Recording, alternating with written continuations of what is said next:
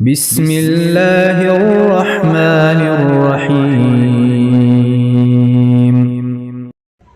عبادہ بن صامت رضی اللہ عنہ نے بیان کیا کہ رسول اللہ صلی اللہ علیہ وسلم ہمیں شب قدر کی خبر دینے کے لیے تشریف لا رہے تھے کہ دو مسلمان آپس میں کچھ جھگڑا کرنے لگے۔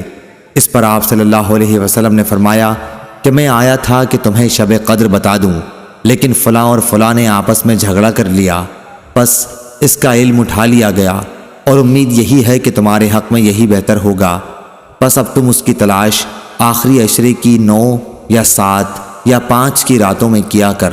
صحیح بخاری حدیث نمبر 2023۔